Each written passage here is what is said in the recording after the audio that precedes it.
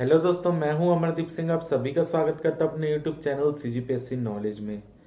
दोस्तों, आज के वीडियो में हम पंचायत और नगर निगम या नगरीय निकाय बोल लीजिए, उसमें जो है एक रिटर्निंग ऑफिसर वाला क्वेश्चन जो है पिछले बार भी पीएससी में आया था और अभी टेस्ट सीरीज में भी मैंने जो है उससे संबंधित कुछ क्वेश्चन दिया था।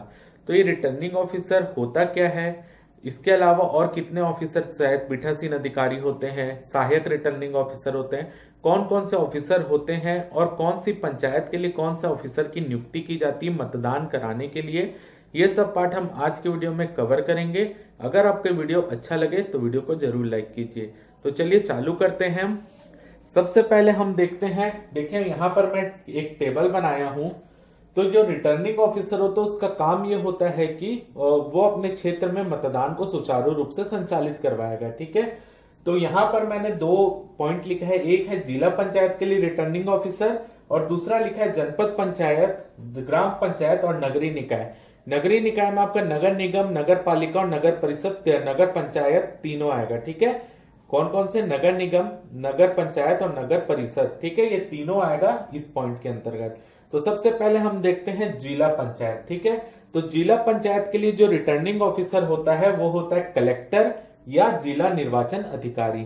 ठीक है, कौन कौन सा? जिला पंचायत के लिए कलेक्टर या जिला निर्वाचन अधिकारी, या ये भी हो सकता है कि कलेक्टर और जिला निर्वाचन अधिकारी दोनों ही रिटर्निंग ऑफिसर हो, या ये भी हो सकता है कि जिला निर्वाचन अधिकारी ही जो है वो कलेक्टर हो। ठीक है, ये तीनों पॉसिबिलिटी है, इसलिए मैंने यहां पर ऑब्लिक का चिन्ह लगाया कि जिला पंचायत के लिए रिटर्निंग ऑफिसर कौन होता है? कलेक्टर या जिला निर्वाचन अधिकारी। ठीक है, तो इनकी नियुक्ति कौन करता है? इनकी नियुक्ति यहां मैंने आयोग लिखा है, आयोग का मतलब है राज्य निर्वाचन आयोग। ठीक है, तो जो जिला निर्वाचन अधिकारी होगा अगर उसकी नियुक्ति की जानी है तो ये रिटर्निंग ऑफिसर के रूप में, तो इसकी नियुक्ति करेगा राज्य निर्वाचन आयोग राज्य सरकार के परामर्श पर। ठीक है, आपको ये भी पॉइंट याद रखना है, राज्य निर्वाचन आयोग किसके परामर्श पर? जिला निर्वाचन अधिकारी की नियुक्ति करेगा रिटर्निंग ऑफिसर के रूप में राज्यपाल के परामर्श पर। ठीक है, तो आपको तीनों पॉइंट याद रखना है कि जिला पंचायत के लिए रिटर्निंग ऑफिसर कौन होता है? जिला निर्वाचन अधिकारी होता है, या कलेक्टर होगा, या दोनों हो सकते हैं, या कलेक्टर ही जिला निर्वाचन अधिकारी भी हो सकता है।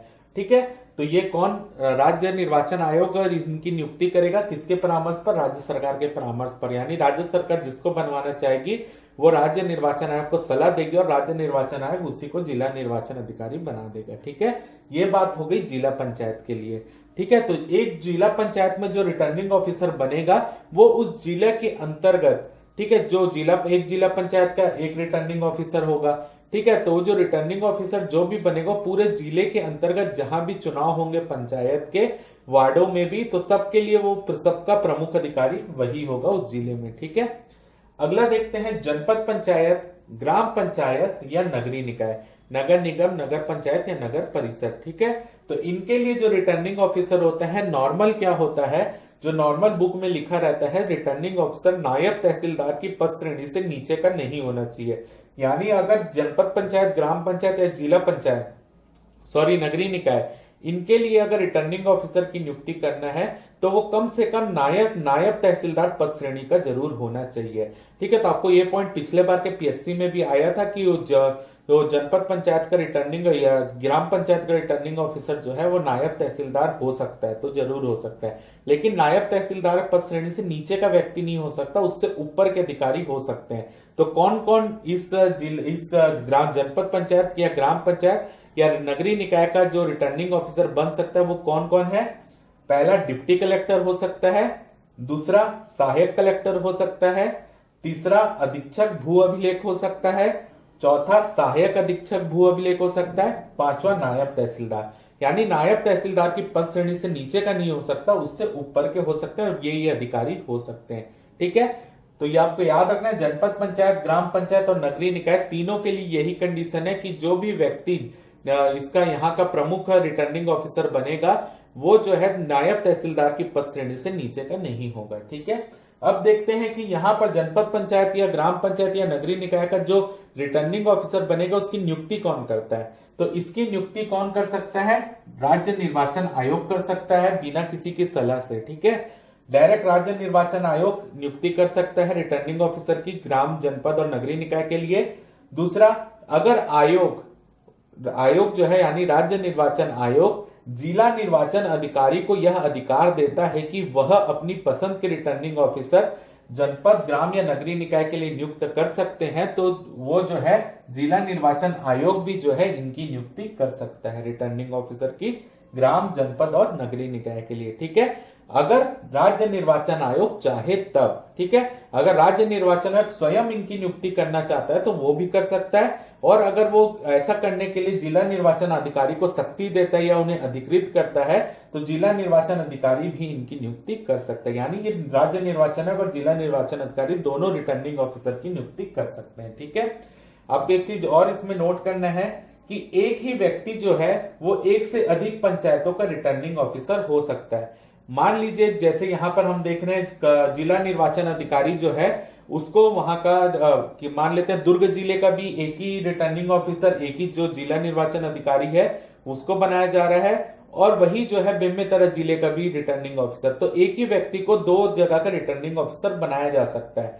ठीक है, वैसे ही जनपद के लिए, ग्राम पंचायत के लिए, यानी जो मान लीजिए नायब तहसीलदार को यहाँ का किसी जनपद पंचायत का रिटर्निंग ऑफिसर बनाया जा रहा है तो उसके आसपास की दूसरी जनपद पंचायत का भी एक वही रिटर्निंग ऑफिसर बन सकता है। यानी एक ही व्यक्ति एक से अधिक पंचायतों का भी रिटर्निंग ऑफिसर हो सकता है। ठीक है, अगला देखते हैं कि ये जो रिटर्निंग ऑफिसर बनाए जा रहे हैं उनका कार्य क्या होता है। तो जो रिटर्निंग ऑफिसर का कार्य होता है मतदान का सुचारू रूप से संचालन करना। ठीक है, यानी हर जगह के मतदान को ठीक ढंग से कराना।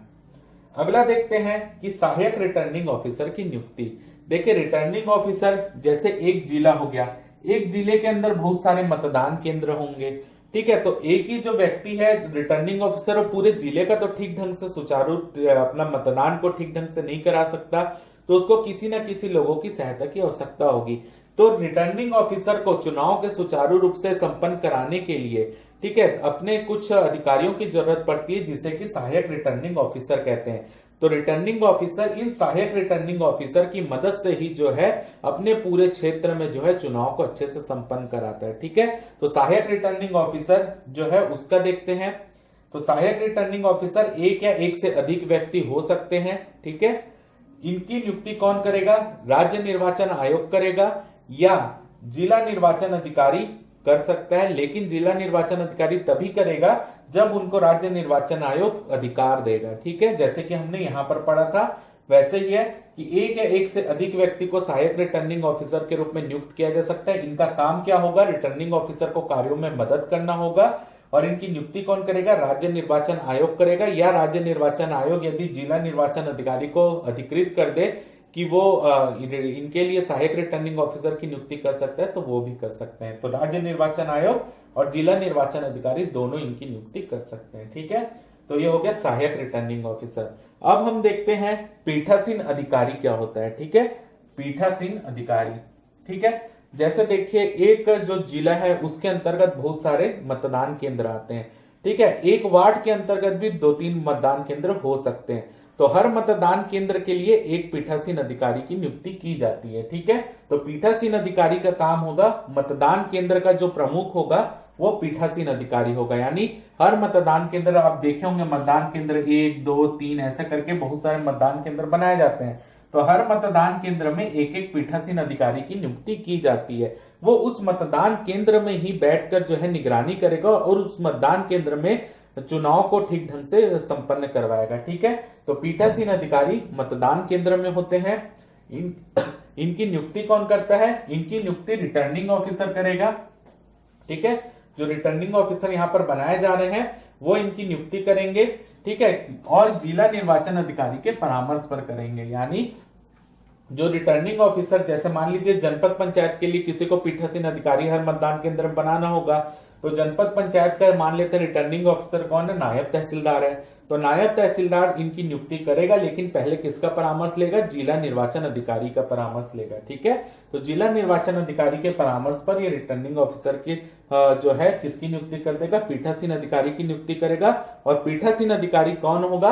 ये मतदान केंद्र में, हर मतदान केंद्र का एक पीठासीन अधिकारी होता है, ये वहीं बैठकर उस मतदान केंद्र में चुनाव को ठीक ढंग से संपन्न करवाएगा। ठीक है, तो ये पीठासीन अधिकारी कौन कौन बन सकते हैं? पहला, राज्य सरकार के अधीन सार्वजनिक उपक्रम में कार्यरत, यानी सार्वजनिक उपक्रम जो भी उस स्टेट में है, वहां पर कोई भी सार्वजनिक उपक्रम में जो कार्यरत व्यक्ति होता है उसको पीठासीन अधिकारी के रूप में नियुक्त किया जा सकता है। इसके अलावा कोई भी सरकारी सेवक, यानी जो सरकारी नौकरी में है, गवर्नमेंट जॉब में है, वो भी जो है यहाँ पर पीठासीन अधिकारी के रूप में नियुक्त किए जा सकते हैं। ठीक है, अगला देखते हैं मतदान अधिकारी। ठीक है, तो जैसे कि हमने देखा था रिटर्निंग ऑफिसर की मदद करने के लिए कौन होता है, सहायक रिटर्निंग ऑफिसर होते हैं।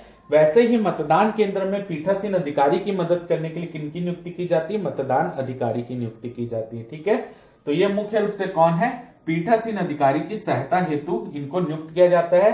तो मतदान अधिकारी मुख्य रूप से पीठासीन अधिकारी को मदद करेंगे, और पीठासीन अधिकारी जिसको मतदान अधिकारी के रूप में अपने व्यक्ति चुनना चाहता है, जिसको बनाना चाहता है, उसको बना सकता है। ठीक है, तो ये आपको पूरा जो है मैंने बता दिया कि पीठासीन अधिकारी कौन होता है, मतदान अधिकारी कौन होता है, यहाँ पर सहायक रिटर्निंग ऑफिसर कौन होता है, और रिटर्निंग ऑफिसर कौन होता है। ठीक है, तो ये पूरा चैप्टर से आपका पिछले बार एक क्वेश्चन आया था, मैंने टेस्ट में नगरीय निकाय के लिए क्वेश्चन दिया था कि नगर निगम में नायब तहसीलदार जो है वो रिटर्निंग ऑफिसर हो सकता है, ऐसे करके मैंने दिया था। तो ये पूरा जो है इंपॉर्टेंट चैप्टर है, इसका वीडियो अभी तक अपलोड नहीं किया था, एक मैंने किया भी था, वो डिलीट हो गया एक्चुअल में। तो आप इसको जो नहीं देखे इसको नोट कर लीजिएगा। ठीक है, तो आप इसका एक बार स्क्रीनशॉट ले लीजिए।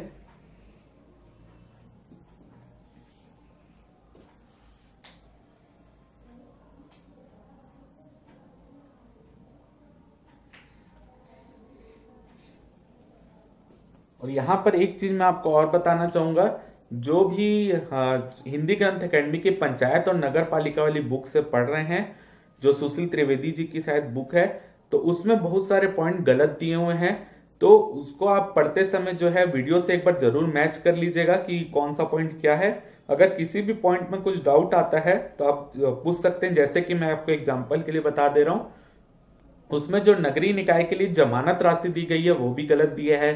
ठीक है, कुछ पंचायतों में जो आरक्षण होते हैं वो परसेंट भी कुछ पार्ट में गलत दिए हुए हैं, तो आप उसके एक बार मिला के पढ़िएगा, उसी के बाद जो है उसको फॉलो करिएगा। ठीक है, तो फिर उम्मीद करता हूं कि आपको ये वीडियो पसंद आया होगा। अगर आपको वीडियो अच्छा लगा हो तो वीडियो को जरूर लाइक कीजिए, चैनल को सब्सक्राइब कीजिए, ज्यादा से ज्यादा शेयर कीजिए। फिलहाल के इस वीडियो में सिर्फ इतना ही।